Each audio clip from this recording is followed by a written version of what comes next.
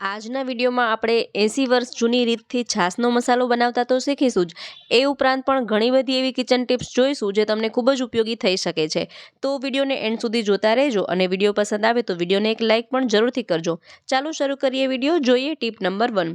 તો જનરલી આપણે આ રીતે બટેટા બાફતા હોઈએ કે બટેટામાં પાણી એડ કરી 2 થી 3 વિસલ વગાડી અને બટેટા બાફીએ તો ઘણી વખત એવું બને કે આ બટેટામાં પાણીનો ભાગ વધારે રહી જાય, અથવા તો જ્યારે આપણે આલુ પરોઠા વગેરે બનાવવાનું હોય ને જેમાં ડ્રાય સ્ટફિંગની જરૂર હોય તો આ રીતે પાણીવાળા બટેટાથી ડ્રાય સ્ટફિંગ ન બનાવી શકાય। તો આજે આપણે શીખીશું કે આપણે પાણી વગર બટેટા કઈ રીતે બાફી શકાય। તો તેના માટે આ રીતે એક જાડું કાપડ લેવાનું છે। તે કાપડને આ રીતે સારી રીતે પાણીથી આપણે ભીનું કરી લેવાનું છે। જેટલા વધારે બટેટા બાફવાના હોય તે પ્રમાણે મોટું કાપડ લેવાનું છે। આ રીતે કાપડને ભીનું કર્યા પછી જેટલા પણ બટેટા બાફવાના છે તે બધા જ આ કાપડ પર રાખી દેવાના છે। અને જે કાપડમાંથી કલર ન જતો હોય એવા કલરનું કાપડ અહીં પસંદ કરવાનું છે। તો આ રીતે મેં બધા જ બટેટાને આ રીતે ભીનું નેપકિન કરી તેમાં રાખી દીધા છે। ત્યાર પછી આ કાપડમાં વીટેલા બટાટાને આ રીતે કુકરમાં રાખી દઈએ અને ઢાંકણ બંધ કરી દઈએ અને ઢાંકણ પરની વિસલ કાઢી નાખવાની છે। આ રીતે વિસલ દૂર કર્યા પછી ગેસની ફ્લેમ ઓન કરી અને આ કુકરને ગેસ પર રાખી દઈએ। અહીં આપણે આ રીતે તેને 7 થી 10 મિનિટ સુધી કુકરને ગેસ પર રહેવા દેશું અને વિસલ અહીં આપણે રાખવાની નથી। તો તમે જોઈ શકશો કે ફક્ત 7 થી 8 મિનિટમાં જ આ બટેટા સરસ રીતે બફાઈ જાય છે। જુઓ હવે આપણે આ કુકરને નીચે ઉતારી લઈએ। તમે જોઈ શકો છો કે હજુ પણ આમાંથી ધુવાણા નીકળી રહ્યા છે। તો હવે તેમાં આપણે જે પણ કાપડ રાખ્યું છે તેને એક વાસણમાં કાઢી લઈએ। તો તમે જોઈ શકશો કે અહીં બટેકા ખૂબ જ સરસ રીતે બફાઈ ગયા છે અને જરા પણ તેમાં પાણીનો ભાગ નથી। તો જ્યારે આપણે કોઈ એવી રેસીપી બનાવવાની હોય જેના સ્ટફિંગ માટે બટેટાનો ડ્રાય માવો જોતો હોય તો આ રીતે તમે બટેટાને બાફી શકો છો। પાણી વગર જ બાફી શકાય છે અને આ રીતે સહેલાઈથી તેની છાલ પણ ઉતારી શકાય છે। તો ખૂબ જ બેસ્ટ આઈડિયા છે। આઈ હોપ કે આઈડિયા તમને જરૂરથી પસંદ આવ્યો હશે। હવે જોઈએ નેક્સ્ટ આઈડિયા। તો અત્યારે શિયાળામાં ભરપૂર માત્રામાં આમળા મળતા હોય છે અને તમને દરેકને ખબર જ હશે કે આમળા આપણા સ્વાસ્થ્ય માટે કેટલા બધા ગુણકારી છે। આમળાથી ઘણા બધા રોગો દૂર થઈ શકે, એ ઉપરાંત આમળા વાળને પણ કાળા રાખે છે, મોઢા પરની કરચલીઓ દૂર કરે છે, બીપી કંટ્રોલ રાખે છે, સુગર કંટ્રોલ રાખે છે। એવા તો અનેક ફાયદા છે આ આમળાના। તો આજે આપણે આ આમળાનો જ ઉપયોગ જોઈશું। તો જો બાળકો હોય તો તેને આમળા ખાવા પસંદ ન હોય, આમળાનો સ્વાદ થોડો ખાટો અને થોડો તુરો હોય છે, તો આમળા ઘણા લોકોને પસંદ ન હોય, તો આ રીતે જો તમે જ્યુસ બનાવીને બાળકોને આપશો અથવા તો તમે પણ પીશો ને તો તમને ખૂબ જ સ્વાદિષ્ટ પણ લાગશે અને ખૂબ જ ફાયદાકારક પણ રહેશે। તો મેં અહીં આ રીતે 3 આમળા લીધેલા છે અને એક મિક્સર જારમાં આ રીતે આમળાને કટ કરી અને એડ કરી દીધેલા છે। તમે જેટલા ઘરના સદસ્યો હોય એ પ્રમાણે આમળા લઈ શકો। ત્યાર પછી આપણે આ આમળામાં અડધો ગ્લાસ પાણી એડ કરીશું। આ આમળા ડૂબે એટલું પાણી તેમાં ઉમેરવાનું છે। ત્યાર પછી મેં અહીં સંચળ લીધેલું છે। આ રીતે આપણે 1 ચપટી જેટલું જ સંચળ તેમાં ઉમેરવાનું છે। આ રીતે તેમાં સંચળ ઉમેરી દઈએ અને ત્યાર પછી આમાં તમે મરીના દાણા ઉમેરી શકો અથવા તો આ રીતે મરી પાવડર પણ ઉમેરી શકો। મેં અહીં મરીનો પાવડર લીધેલો છે। તો અહીં પણ આપણે 1 ચપટી જેટલો જ મરી પાવડર તેમાં ઉમેરવાનો છે। ત્યાર પછી આપણે આ જે આમળાનો ટેસ્ટ હોય ખટાશ અને તેનો તુરાશને બેલેન્સ કરવા માટે થોડો ગોળ ઉમેર્યો છે। હવે આ બધી વસ્તુઓને આપણે એડ કરી અને મિક્સરમાં પીસી લેવાનું છે। તો આ રીતે મિક્સરમાં પીસ્યા પછી તેનું સરસ જ્યુસ બનીને રેડી થઈ જશે। દરેક લોકોને ખૂબ જ આ જ્યુસ ભાવશે। તો ડેઈલી આ રીતે જ્યુસ બનાવી અને શિયાળામાં પીવું જ જોઈએ। આ આમળાના જ્યુસથી શરીરમાં સ્ફૂર્તિ રહે છે અને સ્કિન પણ એકદમ ગ્લોઈંગ બને છે અને 50ની ઉંમરમાં પણ 30ની ઉંમરના લાગી શકાય છે। તો આ રીતે તે એન્ટી એજિંગનું પણ કામ કરે છે। ત્યાર પછી આ પીસેલા આમળાને ગ્લાસમાં આ રીતે આપણે ગાળી લેવાનું છે અને તેને વધુ ટેસ્ટી બનાવવા માટે શેકેલું જીરું તેમાં ઉમેરી શકાય છે। આ રીતે થોડું જીરું તેમાં છાંટી દઈએ તો તેનો ટેસ્ટ ખૂબ જ સરસ આવે છે। હવે જ્યારે પણ આ રીતે તમે જ્યુસ બનાવીને બાળકોને આપશો તો બાળકો ક્યારેય પણ આ જ્યુસ પીવાની ના નહીં કહે અને આના ઘણા બધા ફાયદાઓ, ઘણા બધા ગુણ મેળવી શકાય છે। આ રીતે તમે પોતે પણ જ્યુસ પી શકો છો, બાળકોને પણ આપી શકો છો। શિયાળામાં દરરોજ સવારે આ રીતે આમળાનું જ્યુસ પીવું જ જોઈએ અને તમે થોડા જ દિવસમાં ઘણો બધો ફર્ક જોઈ શકશો। સ્કિનમાં, વાળમાં, હેલ્થમાં, બધી રીતે આ ખૂબ જ બેનિફિશિયલ છે। આઈ હોપ આઈડિયા પણ તમને ગમ્યો હશે। ત્યાર પછી જોઈએ નેક્સ્ટ આઈડિયા। તો હવે જો સંક્રાંત નજીક આવી રહી છે તો દરેકના ઘરમાં ગોળની ચીક્કી અથવા તો લાડુ વગેરે બનાવવાના હોય, તો આ ગોળને આપણે આ ડબ્બામાંથી કાઢવો ખૂબ અઘરો હોય, તો તેના માટે આપણે આ કુકરનો ઉપયોગ કરી શકાય। કુકરમાં થોડું પાણી ઉમેરવાનું છે। આ રીતે 1 ગ્લાસ પાણી એડ કરી દઈએ અને ગેસની ફ્લેમ ઓન કરી અને ગેસ પર આ પાણીને ગરમ થવા માટે રાખી દઈએ। થોડી જ વારમાં આ પાણી ગરમ થઈ જાય છે. ત્યાર પછી જે આ ગોળ છે, ગોળનો ડબ્બો તેમાં રાખી દેવાનો છે. અહીં આપણે આ ગોળના ડબ્બાને અહીં 5 થી 7 મિનિટ સુધી આ પાણીમાં રહેવા દઈશું. 5 થી 7 મિનિટ પછી આ ડબ્બો આપણે આ કુકરમાંથી બહાર કાઢી લઈએ અને તેને આ રીતે થોડું ઠપકારીએ તો તમે જોઈ શકશો કે આ ગોળ છે તે સરળતાથી આ રીતે આખું જ નીકળી જશે. તો આ રીતે તમે ડબ્બામાંથી ગોળ કાઢી શકો છો. ખૂબ જ બેસ્ટ આઈડિયા છે. આ આઈડિયા મેં પહેલાં અગાઉ પણ શેર કરેલો છે. તે ઉપરાંત આપણે આમાં જોઈશું કે આ જે ગોળ કાઢ્યા પછી પણ ઘણો હાર્ડ હોય છે. ગોળને આ રીતે આપણે સમારીએ તો તે જલ્દીથી સમારી શકાતો નથી અને જ્યારે આપણે ગોળને એડ કરવાનો હોય તો ખૂબ મુશ્કેલી પડે છે. તો તેના માટે આપણે ફરીથી આ કુકરમાં આપણે જે ગરમ પાણી કર્યું હતું, જેમાં આપણે ગોળનો ડબ્બો રાખ્યો હતો, એ જ પાણીને ફરીથી આપણે અહીં ગેસ પર ગરમ કરી લેવાનું છે. અહીં આપણે આ પાણીને વધારે ગરમ થવા દેવાનું છે. ત્યાર પછી તમારા પાસે જો કોઈ સ્ટેન્ડ હોય તો સ્ટેન્ડ રાખી શકો. મેં અહીં વાટકી રાખેલી છે, કંઈ ન હોય તો વાટકી પણ ચાલે.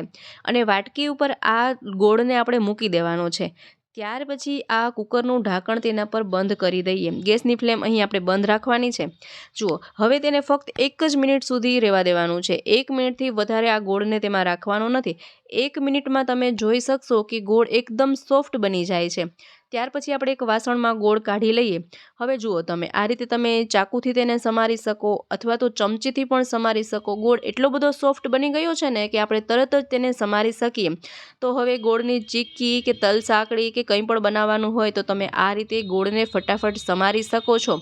ગોળ સમારવામાં જરા પણ વાર લાગતી નથી.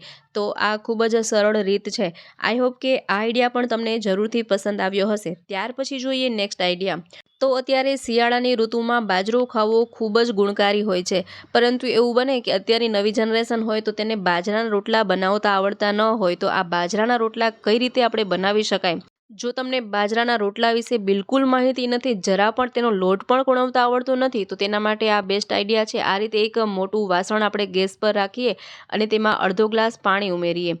આ રીતે પાણીને આપણે ગરમ થવા દેવાનું છે.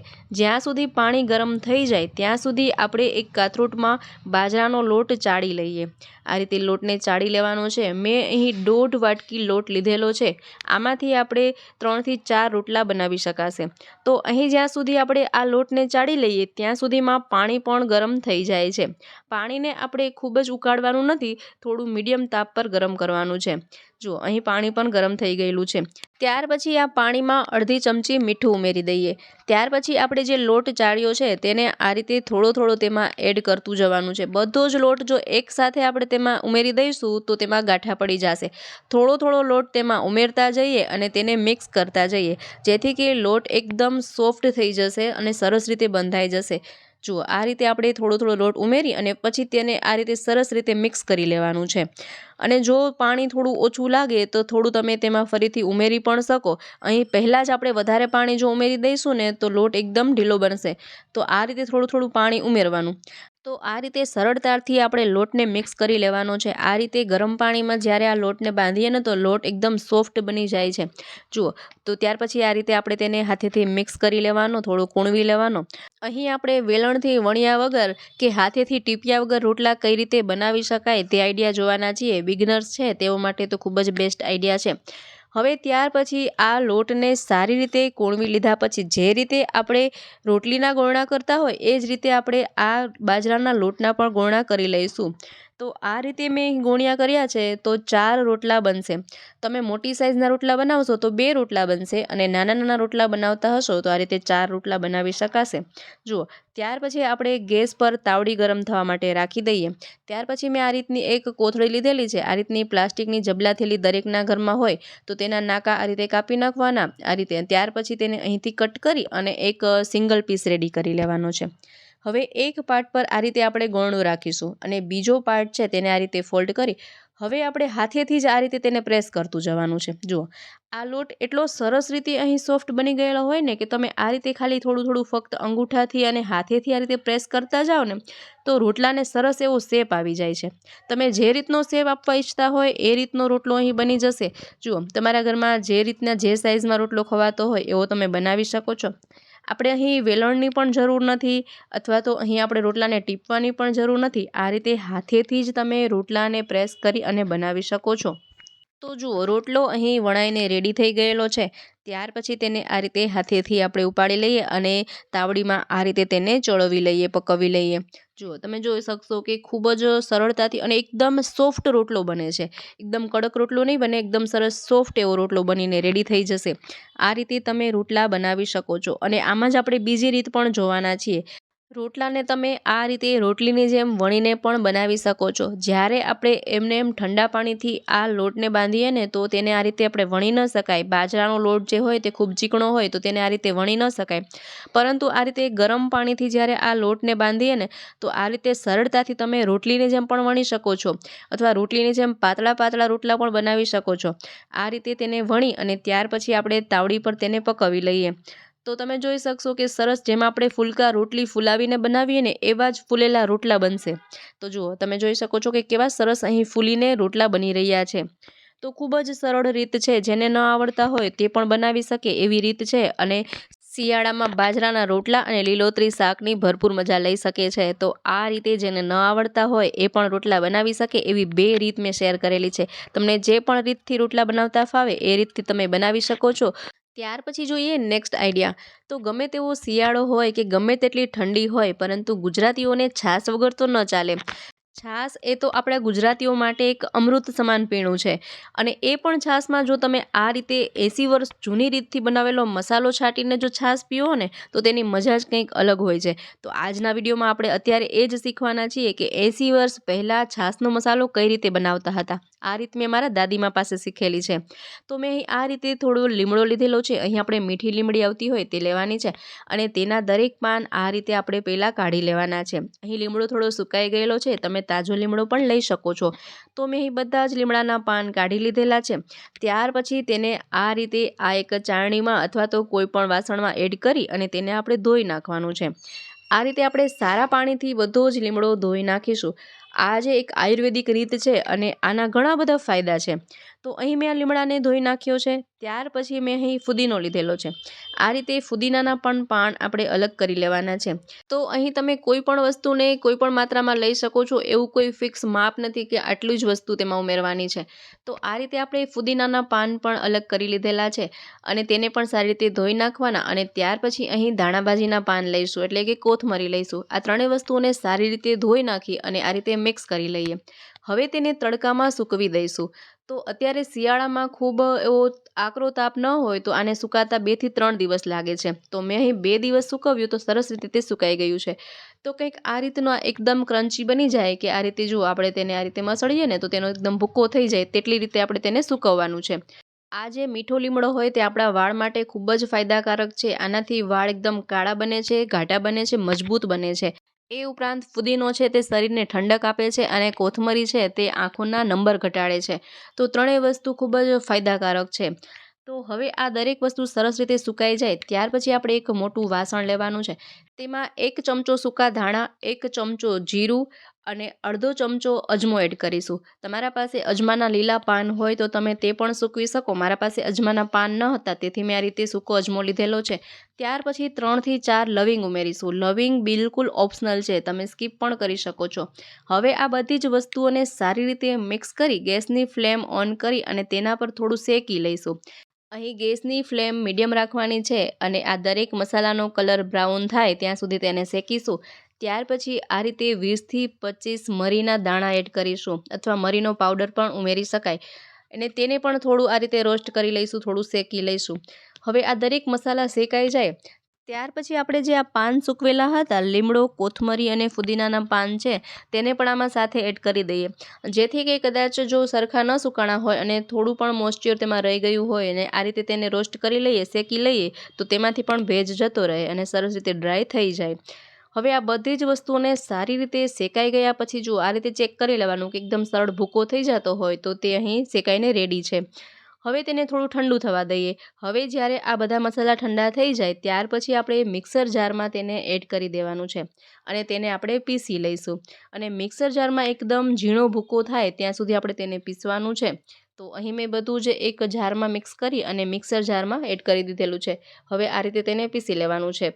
જો તો અહીં આ મસાલો આપણે વચ્ચે ચેક કરતું રહેવાનું કે જો સરખો ન પીસાણો હોય તો ફરીથી તમે તેને પીસી શકો છો.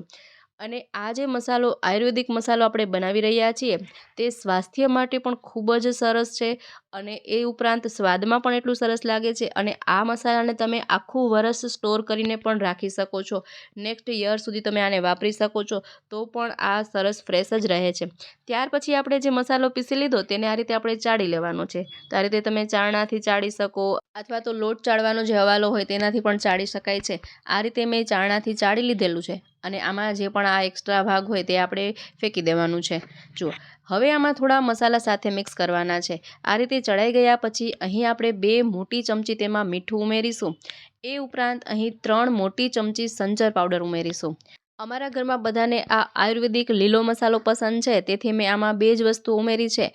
એ ઉપરાંત તમે આમાં આ મસાલો જેટલો છે તેના માપસર અડધો અડધ માપના ધાણા જીરું પાવડરને પણ મિક્સ કરી શકો છો તો પણ ખૂબ જ સરસ ટેસ્ટ આવે છે. આ રીતે તમે લીલા મસાલાને ટ્રાય કરી શકો અને જો તમે વધારે ટેસ્ટ વધારવા માંગતા હોય તો આ જેટલો પાવડર છે તેટલા જ પ્રમાણમાં ધાણા જીરું પાવડર પણ મિક્સ કરી શકો છો. હવે આ બધી જ વસ્તુઓને મિક્સ કરી અને આપણે એક પ્લાસ્ટિક કન્ટેનરમાં ભરી લઈએ. તમે કોઈ પણ કન્ટેનરમાં ભરીને રાખી શકો છો. અહીં મેં આ રીતે પ્લાસ્ટિકની બોટલ લીધેલી છે તેમાં આ બધો જ મસાલો ભરી લીધેલો છે. હવે આ મસાલાને આપણે 1 વર્ષ સુધી સ્ટોર કરી શકીએ છીએ. જુઓ, ત્યાર પછી જ્યારે પણ આપણે છાશ સર્વ કરીએ તો આ છાશમાં તમે આ મસાલો છાંટી શકો છો.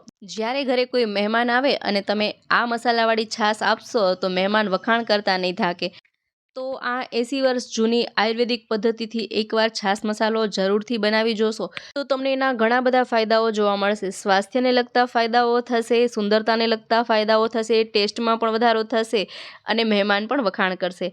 તો મિત્રો, આશા રાખું છું આજના દરેક આઈડિયાઝ તમને ખૂબ જ પસંદ આવ્યા હશે. કયા આઈડિયા તમને સૌથી વધુ પસંદ આવ્યા મને કમેન્ટ બોક્સમાં જરૂરથી જણાવજો. સાથે જ વિડીયો પસંદ આવ્યો હોય તો વિડીયોને લાઇક કરો, શેર કરો તેમજ અમારી ચેનલ પર નવા હોય પહેલીવાર ચેનલ પર વિઝિટ કરી રહ્યા હોય તો ચેનલને સબસ્ક્રાઈબ પણ જરૂરથી કરજો.